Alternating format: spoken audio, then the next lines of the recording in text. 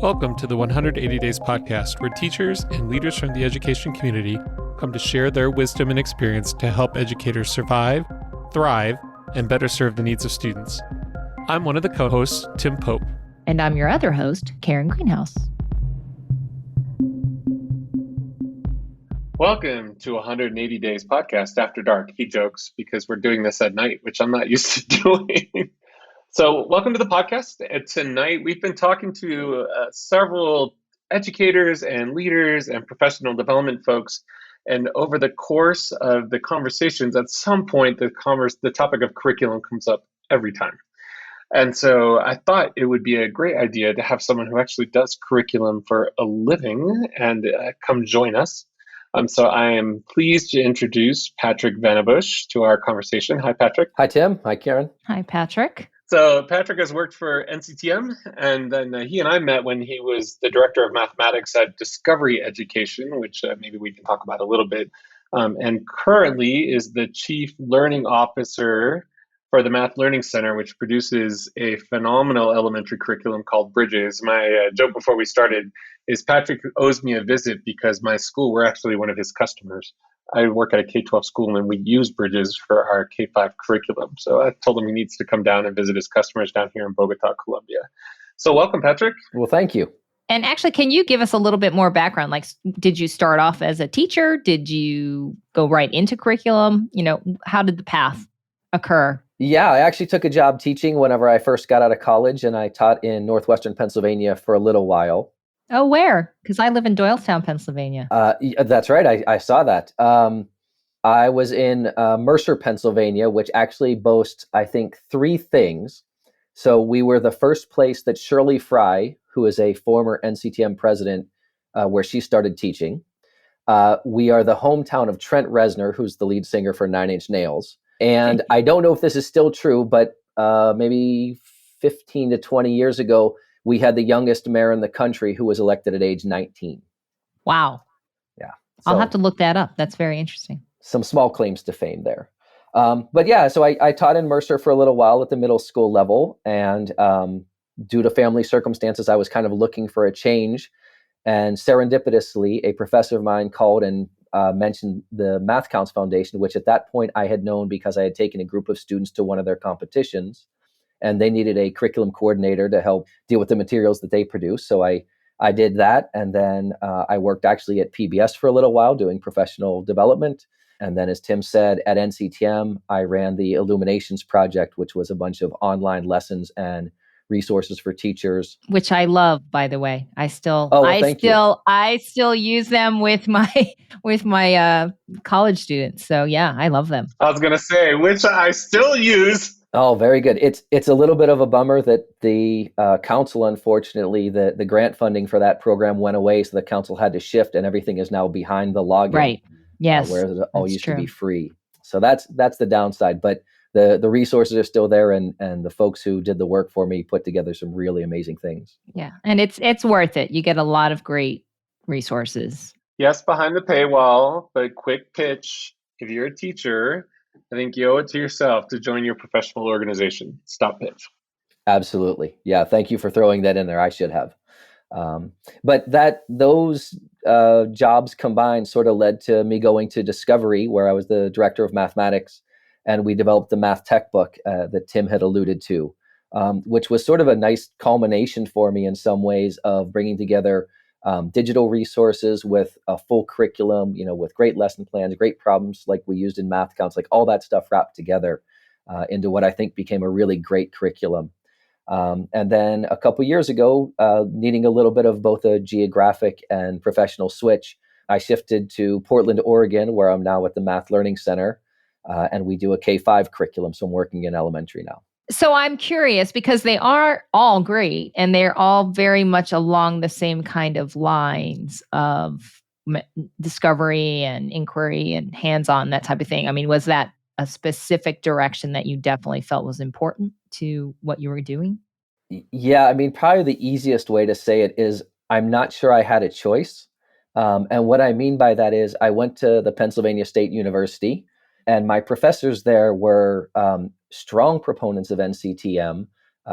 Our textbooks for our methods courses were the NCTM curriculum and curriculum standards from 1989. So if I didn't want to be that kind of a teacher, I was going to be forced to be by the way the professors taught our courses and the kind of the guidance they gave us. But it also made sense to me whenever I was first starting out in teaching, what they had brought forth in the courses that we took in college. It just all made sense to me. The ways that I had learned math when I was in school, I was good at it, but I didn't always understand. And I started to understand in college, seeing the methods that they were using. So it was really important to me that we keep those ideas going whenever we developed materials. All right. So here's the big question. So we've been talking, like I said, we've been talking to teachers and administrators and PD leaders from the Dana Center. And the question always ends up coming up. So I want to start from your perspective. What role do you see that curriculum plays in successful instruction? I think what I'll start with is quoting the CEO of the Math Learning Center, my boss, Rick Ludeman. He describes the Bridges curriculum as a box full of potential. And I think that's where I would describe all curriculum. It provides the impetus for great lessons, even if it can't provide everything that a teacher is going to need. So it can bring forward the great problems. It can include some just-in-time professional development for teachers about, what's the important math here? Why are we asking the questions we're asking? How can we organize the classroom so that things are effective? And I think that's what curriculum can do for us and give teachers sort of that, instead of having to go and dig somewhere for all those resources that are, many times freely available on the web or in books or things like that, trying to put it all together into one package is what becomes difficult. And curriculum can sort of do that for schools and districts. So when you talk to teachers, in terms of whether it's during professional development or whether it's in the process as teachers select curriculum, what are they asking you to do? Or what are they asking the curriculum to do? I should say, not you personally. I think they're asking for a lot. So one is a guiding structure. We know that teachers are asked to do a lot and they're very busy. So providing the structure for how they can put together the classroom environment. They're asking for things, especially from the Bridges curriculum, the manipulatives and how to use them and why to use them.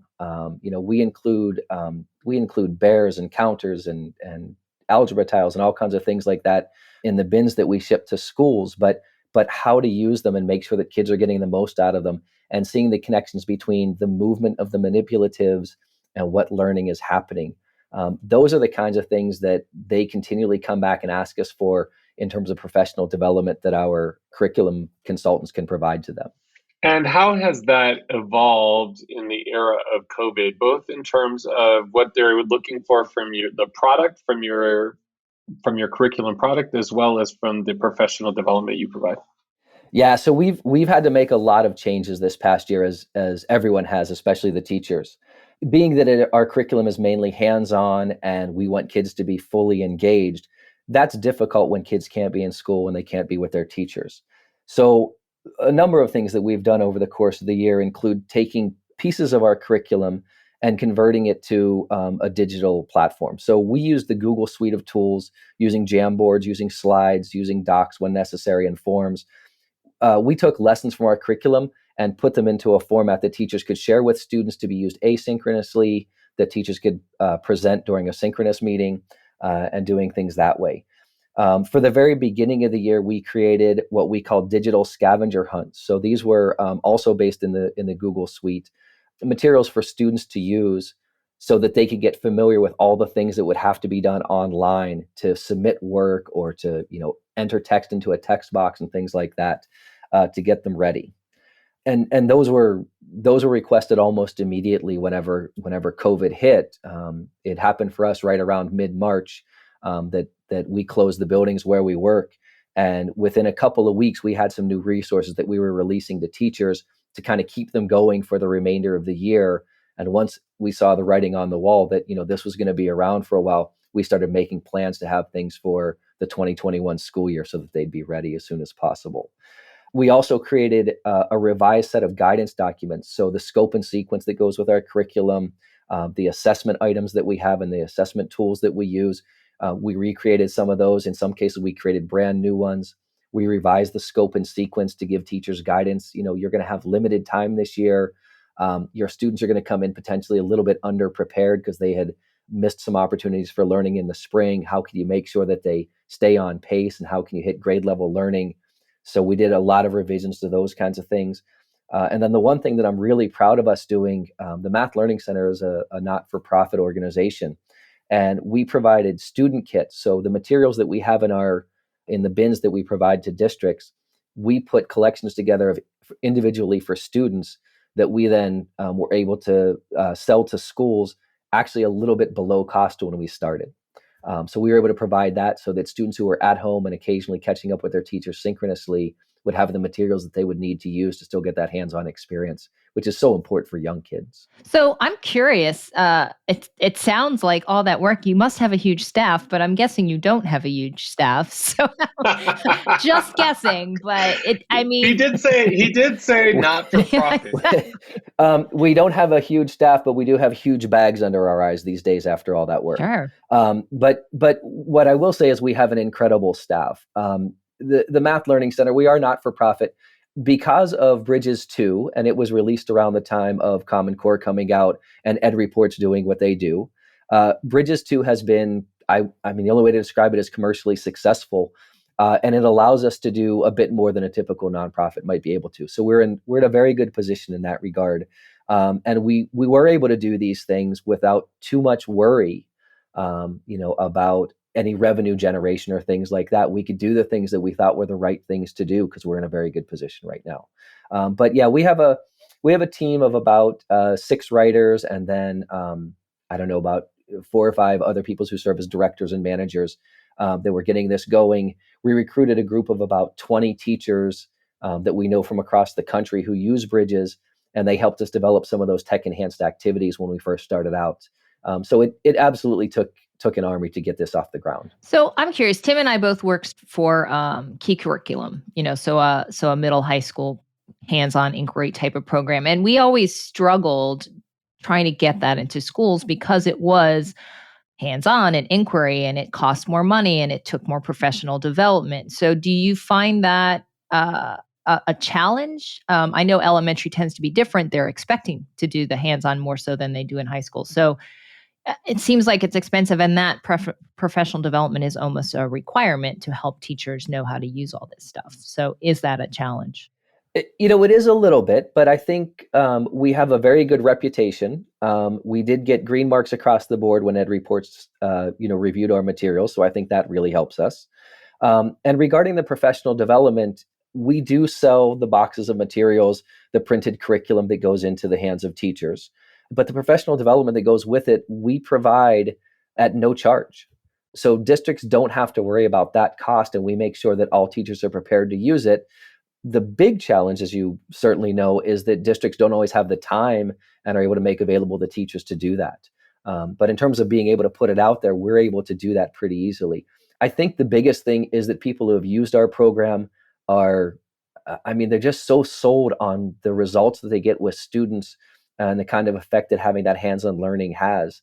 We actually don't have a marketing budget, really. It's only been in about the past year that we've had a director of communications who does anything like that. It's all been word of mouth. Teachers tell each other at conferences or neighboring districts. Our best example right now is the state of Wisconsin. One district started using it. They told 2 friends, and they told 2 friends, and almost the entire state of Wisconsin is now using our curriculum because they find it so valuable. They almost have a statewide PLC kind of going organically. So we don't have to worry as much about that kind of stuff. Of course, now in the time of COVID, I think that everybody who puts out curriculum is a little worried about where the funding is and what's going to happen over the next couple of years. So I'll brag on Patrick's product more than he does. I think what Bridges did and beat everybody to it was, and he mentions Ed Reports, and I don't know, Kieran, that we've talked a lot about Ed Reports, so we might put a link in the show notes for those of you who want to know. Briefly, Ed Reports is a nonprofit that evaluates curriculum for adherence to the rigor and breadth of the Common Core, and then provides some basic guidelines that schools can use as they're evaluating curricula. And a lot of the inquiry-based curricula, when the Common Core first came out, and I say this as someone who worked for a company who did this, because most of them are small companies and nonprofits, they really didn't rewrite to the Common Core. They took what they had and tried to make it work for the Common Core. And Bridges was the first program to really, I mean, and it might have just been good fortune in terms of it timed out with a revision that they were going to do anyway. Patrick, you might know that. But it was the first one to come out and actually redo and say, all right, no, we have to actually start from the Common Core and build a curriculum, and did it. And they did it right, which took them from being a regional cool curriculum to now, like Patrick said, a commercially successful, nationally viable program that competes with any of the largest companies. No, that's 100% spot on exactly what happened. Our CEO, Rick Ludeman, and our executive director at the time, Dan Ragussi, made a very clear choice that we had to hit Common Core. And, knowing a bit what EdReports was going to be reviewing for, made sure that we hit all the important things of that while staying true to our philosophy about what's important in education. So I'm curious, Common Core is so politically charged when you say that, and states are, changing, quote unquote, their standards. So they're not Common Core, even though we know that's mostly not true. Has that backfired on you, that you are specifically very aligned to the Common Core? I think backfired would be a strong word for sure. There are certainly states who are very resistant to Common Core, and we don't have a very strong footprint in those states. Texas for sure. We don't have as much penetration into the state of Texas as we would like to have, knowing all the schools there and all the kids that we could help. But that said, all of the other states have been willing to look at our materials. The state of Virginia has always had their own standards. There are districts in Virginia that use Bridges, use it very effectively. Their students are not suffering on the state assessments. So I feel like we've had a pretty good impact across the country generally. Even states where the standards are different, we attempt to help with aligning what we have to their current standards. And honestly, some districts, maybe I shouldn't say this, but they kind of in some ways didn't care that ours was a little different. If a standard was in third grade and we hit that thing in fourth, they were kind of okay waiting a year for it, and they've admitted that to us. So it hasn't really been a major detriment. And as you alluded to, even though the standards may have a different title on them, they're all pretty darn close to Common Core. Yeah. Yeah. All right. So Patrick, I'm going to tee one up for you. Because I think this is, since we're not just talking to people in the business, like three of us. So lots of teachers. There's no book that can really reach my kids. And so you have teachers who want to write, like, I can make up my own activities, or I can go to Teachers Pay Teachers and spend $2. Like, give folks a picture of, without giving a whole course, in terms of the number of people and the amount of effort that goes into designing a curriculum that's more, not so much that teachers can't do it, but it's just literally hours in the day. I just want to make sure people have a perception of the amount of time, effort, and energy that goes into producing a program like Bridges or producing a program like the Discovery Textbooks. Oh, goodness. I probably shouldn't say the budget that we had for Discovery Textbook, but I can tell you that at one point when I was the director of math at Discovery, we had 90 independent consultants working on the product. And that was across, assessment, the lesson development. There were digital interactives that we were putting in there. It was massive for sure. And that's only the ones who are directly, underneath me. There were others in tangential groups that were involved as well. I don't know the exact number that did Bridges 2. That was developed before I had arrived at MLC, but it was also a very large number. And I know that the production staff was, a solid 10 people. There were at least probably 10 to 12 writers that I know of. It's an incredible amount of work. I think there's two pieces to this. So one is that people who put together curriculum are thinking about the connections from one lesson to another and how to make sure the coherence occurs entirely across the grade, which if you're doing that as a teacher night by night, it's a little harder to see the big picture. And we have time to reflect on it before we put those things together into a curriculum. So that's the one benefit of it. The other one you mentioned is, I know that there are OER resources out there available that teachers can grab, and there's a bunch of free stuff. But are you really going to ask a teacher who spends, 6 hours a day in class, another 2 hours grading, to go look every night to spend 2 hours to find the right resource? And you hit the nail on the head that there are sites like Teachers Pay Teachers, and there are free things out there. And a teacher who's in a little bit of, panic mode because they need to get a lesson ready for tomorrow, they don't have time to look through through the best resources and find the most exceptional one. They pick something that's going to work well enough. I mean, I even think about like the models that we use in the Bridges curriculum. They're faithful across the grades. If you're a teacher who's planning night by night, you may have a model that does something one way that you use now, and a month from now, you may have a different resource that uses a different model. And all of a sudden the kids are going, I don't understand how these two are related. It takes away class time to explain how they're related, or more likely you never explain how they're related and kids are confused. And so we have the ability to put all that stuff together, and just it's just an incredible amount of effort that we put in on the front end to make sure that the curriculum flows seamlessly for them. I think you alluded, it's not just the horizontal piece, because you can say, yes, as a teacher, I sit and think through the year, I'm doing my unit plans or my plan, this is what I'm going to do. But it's that vertical piece as well. And if you're a third grade teacher, like how much time are you spending worrying about second grade and fourth grade? And you now have a team of people who that's what they do. That's their livelihood, is to think about how do we make sure these connections are being made, not only within a grade, but between the grades.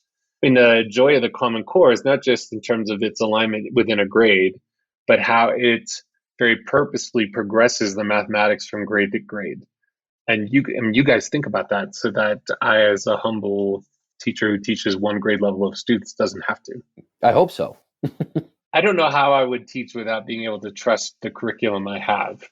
It would be incredibly more stressful than my job already is.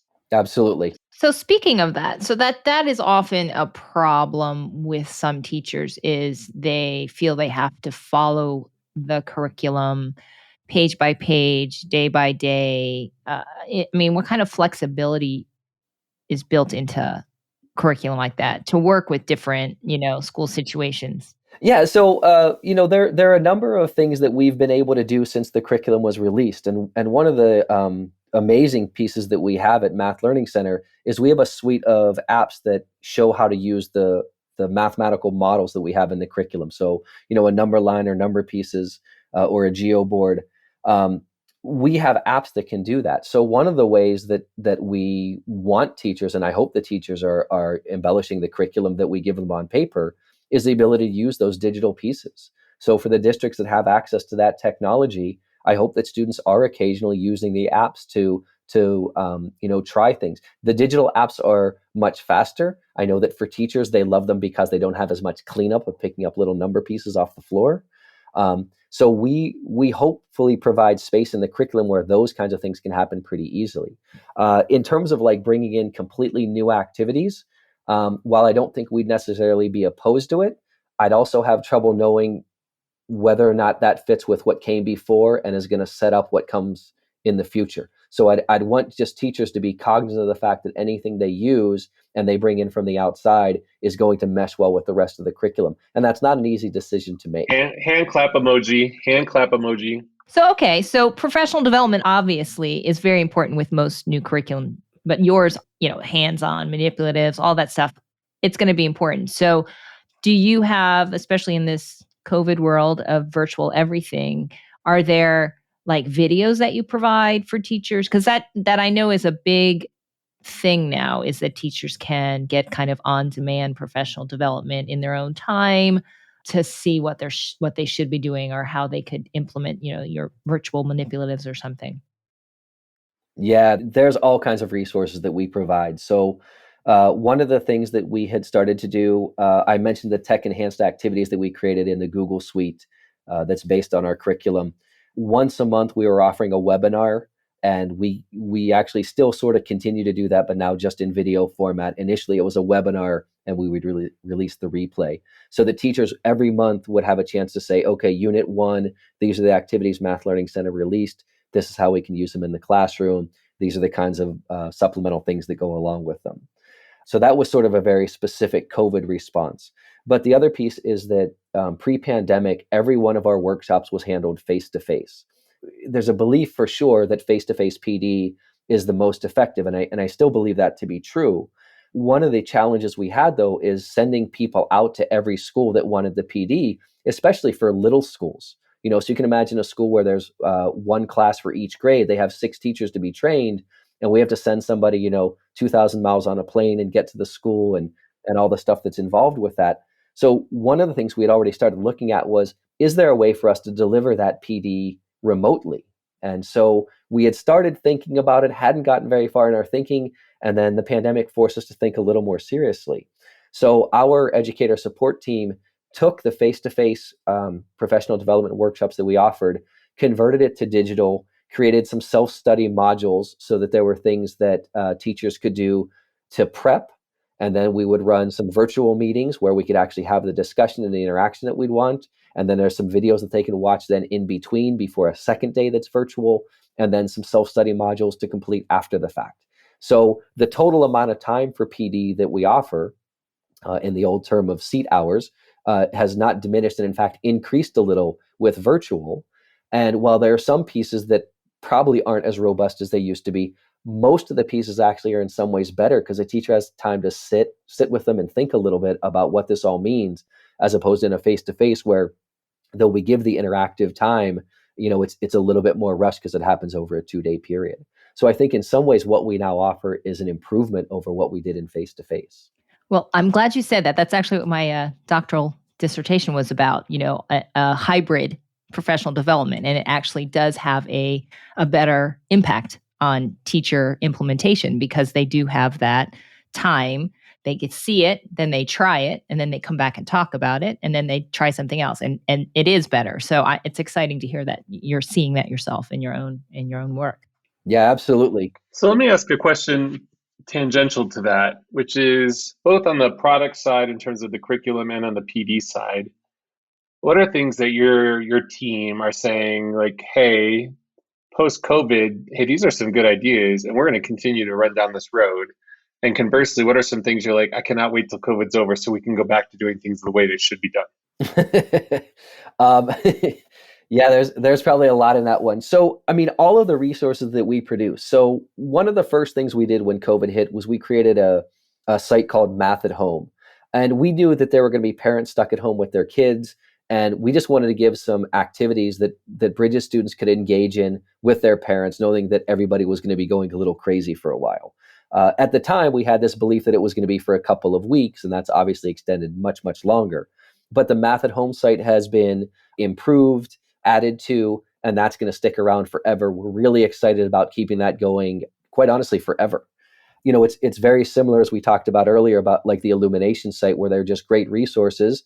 And even though the teachers may have seen them before, new kids are going to need to experience them. Well, and I love the support for the parent. I mean, and that's such a big part of this is getting them involved in something that maybe they weren't taught that way. So it's a way to help them also.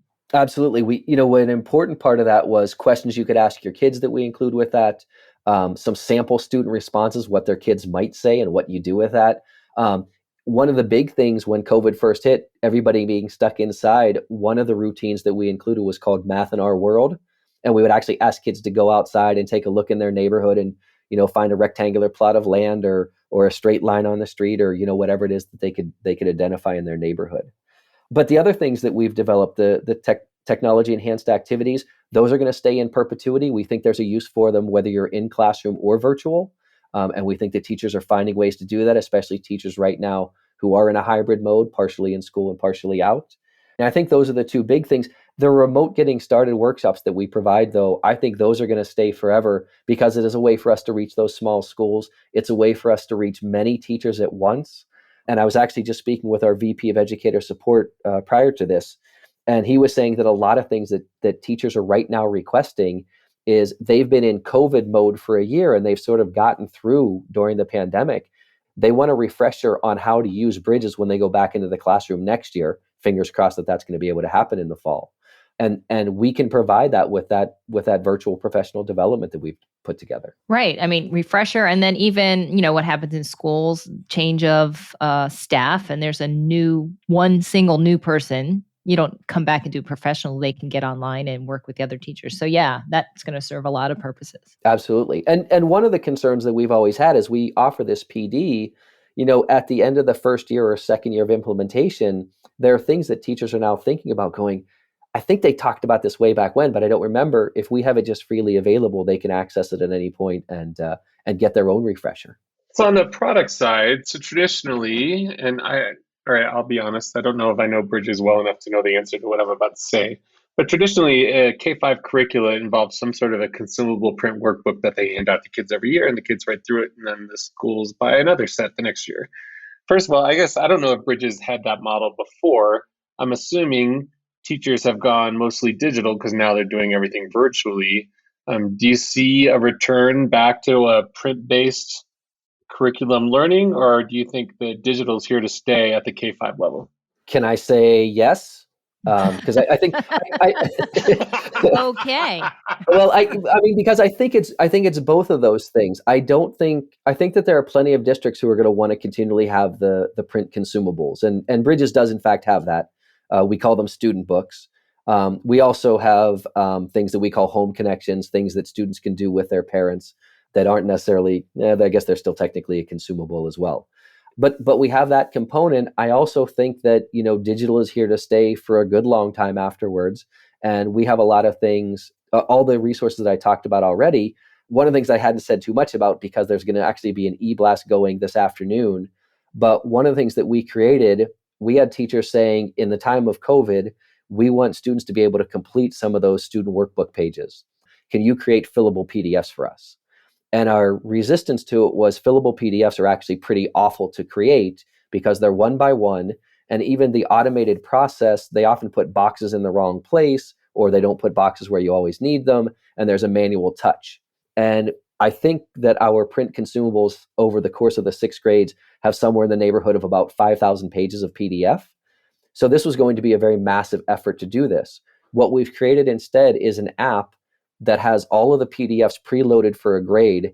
And we have drawing tools in all of our other apps. So the ability to write on, to add text, add equations. We now have the ability for a student to pull up any one of those PDFs, write on it directly, and then either save that directly to their Google Drive to be able to use in Google Classroom and share with their teacher. Or we have something that we call a share code. A student can generate a share code, give that code to their teacher, and their teacher will see the PDF with the writing on it.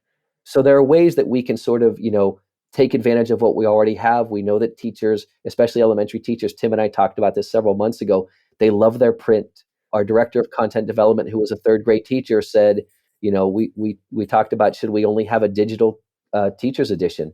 And she said, I love my binders, because we put all of our materials in binders. So it's just something that people hold on to, and I don't think we're going to get away from it. But we can also take the next step and bring some of those other things in as well. All right, that doesn't stop at K-5. I teach geometry and pre-calculus, and I don't know what I would do if I didn't have my print books here on my desk. Absolutely. Call me old. I guess maybe we should interview teachers. I guess, we have been a bit prejudiced, Greenhouse, in our guests, because I don't know that we've had a guest under the age of, not Patrick, I hate to say this. We haven't had a guest under the age of 40 yet. All right, we need to start searching. So the younger generation may feel differently about these things than us middle-aged folk. Yeah, I see it as I see it as both. I think most of the teachers, like I work with younger teachers in my Drexel work, and I think they like both because they each serve a different purpose. Yeah, well, it's interesting because we have a digital version of our teacher's guide that we let some teachers try. And we got the feedback that they generally wanted both. They wanted the print version so they could write notes on them and keep them, year after year. But they liked the digital one because it provided links to things that they could then project in the classroom. So they weren't willing to go away. And that was the school that I remember visiting. It had teachers from, first year teachers to 20-year teachers. So it was a mix. So I want to circle back because we've sort of been making an assumption here. And as on the development side, I want to hear from you in terms of, obviously you've developed books from across grade levels in different companies, but as Greenhouse mentioned earlier, there is definitely a trend. And you talked about Bridges and how Bridges is very much includes the implementation and use of manipulatives, whether they be physical manipulatives or virtual manipulatives. And there's this student engagement. Why do you believe that's important? Like you mentioned earlier, you didn't think you had a choice. Why did you not have a choice?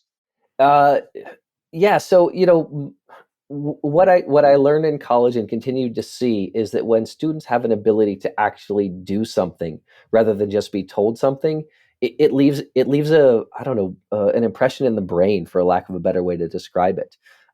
moving materials around and then being able to make the connections.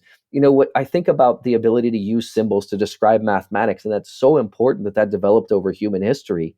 But whenever only the final product is what we show students, they've missed out on all that rich. How did that come about? How was it created? Like, that's really, really important. It's a big piece of what the founders of the Math Learning Center actually brought out of the initial NSF grants that caused the organization to be formed.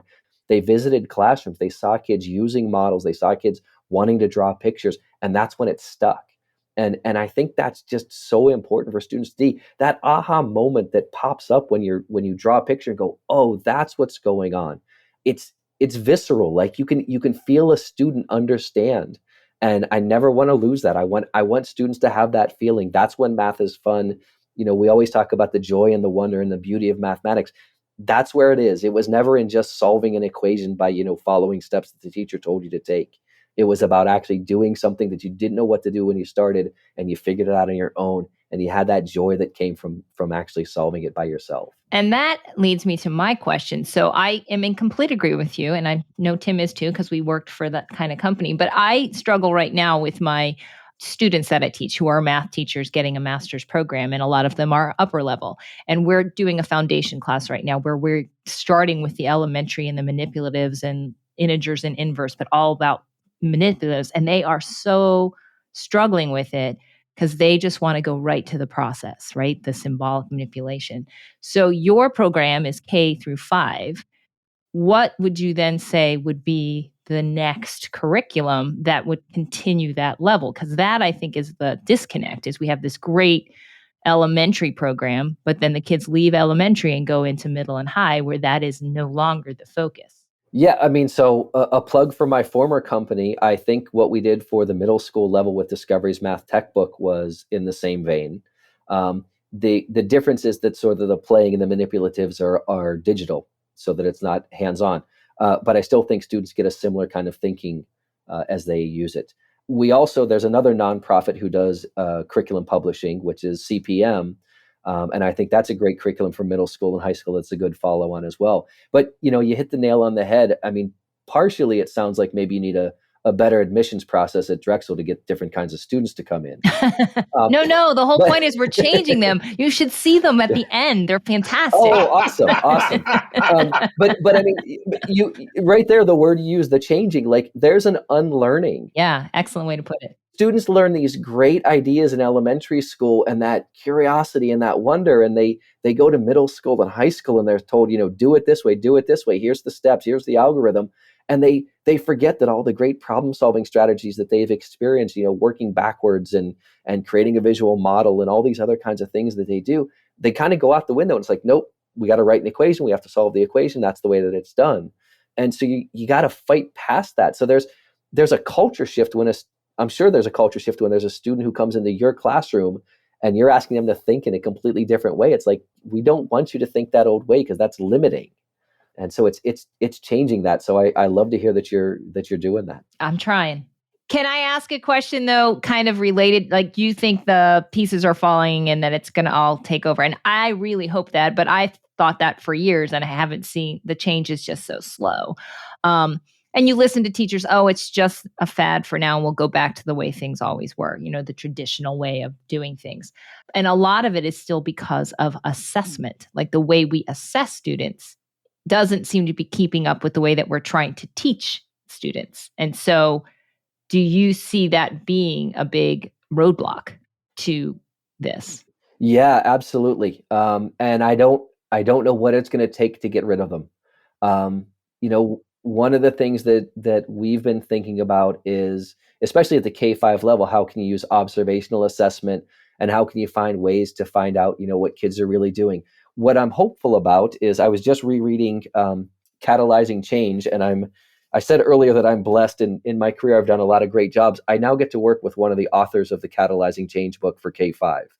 And it talks, one of the things in Catalyzing Change that talks about is that a single assessment or a single data point to make big decisions in education is problematic. And I feel like we're still there, and I feel like the message is getting out. And what I think keeps hitting me is that every curriculum director I talk to in schools is opposed to it, and they're trying to fight from within. The problem is the teachers have to do it because the upper administration is making it happen. But people are looking for other ways to get out of it. And I feel like, it used to be that there are metal handcuffs on curriculum directors, and now it's maybe just like nylon cord. And I eventually feel like they're going to break free and be able to make this change.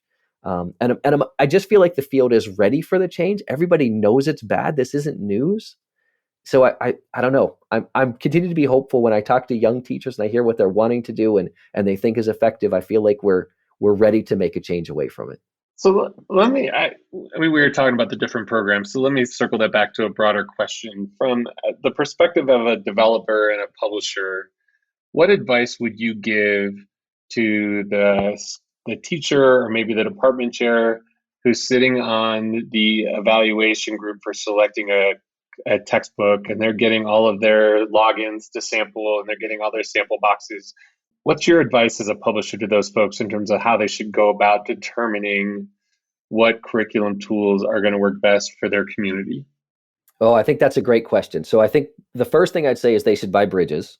Yeah, I almost put the caveat in, but don't say that. No, I know. I'm teasing.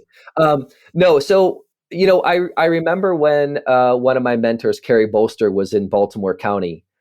When it came time for curriculum adoption, they asked him what process he'd use, and he said, "Well, give me all the books you're considering. I'll put them at the top of the stairs, and I'll kick them. And whichever one hits the bottom first is the one we'll go with, because no matter what we choose, we're going to supplement." What I think is different now is that each of the written curricula attacks the content in different ways. So what I would recommend is there be a thorough study of the different curricula that seem to align. I would use EdReport as a starting place, because then you at least know you get something that's coherent and aligned to the standards. I would recommend that they take a thorough look to start. And then I can't stress this enough. I think that there needs to be a long-term pilot done in the school with your teachers.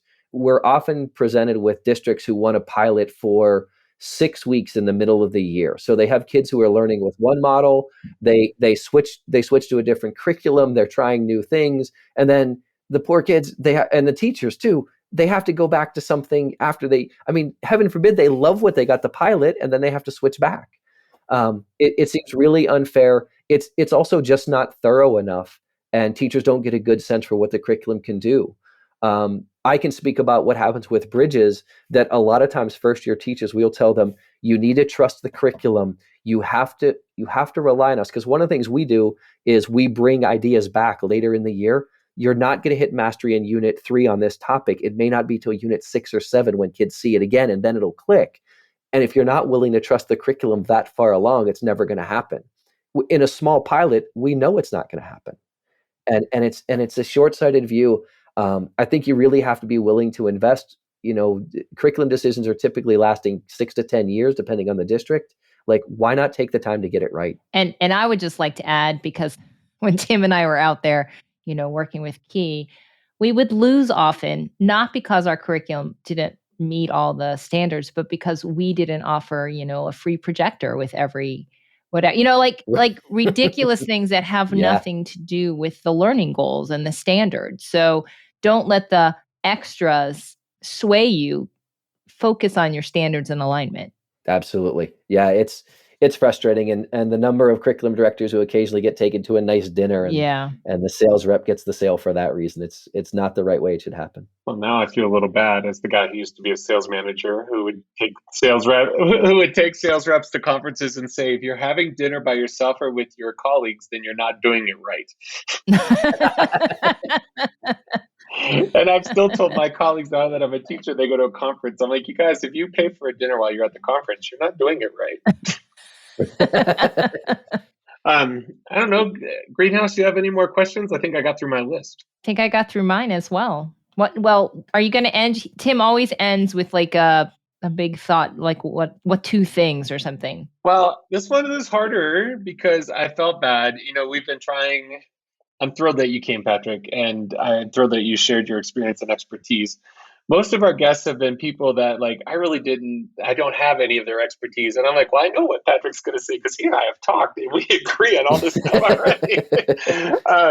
No, but I think it's important that teachers get a sense of, like, well, what is life like on that publisher end in terms of, and I think you articulated really well, the amount of effort and thought that goes into designing a curriculum and why that's so important.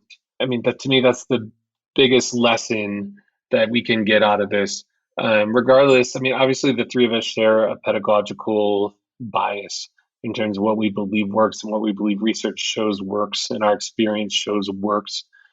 But regardless, even if you disagreed with that bias, the need for that kind of coherence and consistency, classroom teacher, we're not going to do it on our own.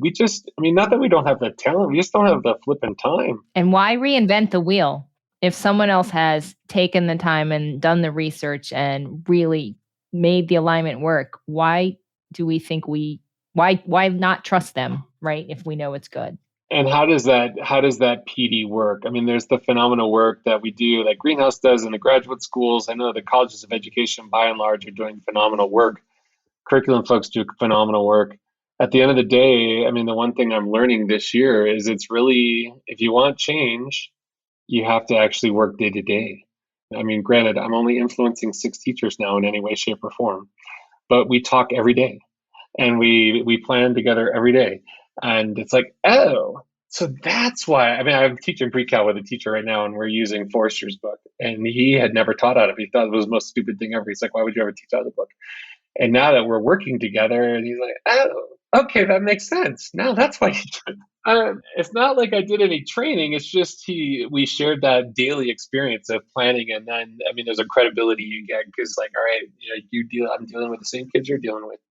I mean, one of the things I'm hoping to get out of this podcast, both from folks like you and all the other phenomenal guests we have, is to help the classroom teacher who, like you said at the beginning of the podcast, is really, I mean, our job is to be feet on the ground, directly involved in the muck of it on a daily basis, to have a perspective and appreciation for the folks like yourself, whose task is no more or less important than ours, but you have the capacity and ability to look at it from a grander scale and to contribute that toward the broader effort. Yeah, what I think you said is really important, that we are able to put the time into developing great curriculum because there are things like the social and emotional needs of students that teachers need to attend to. And I want them to have the time to do that and not waste their energy on other things. That those connections in the classroom are really important and potentially even more important than the content sometimes. And that's what a teacher can bring. Let's let them put that forth and make sure that the experience is great for students. Wait a minute. I teach 16 and 17-year-olds. Are you telling me they have social and emotional needs?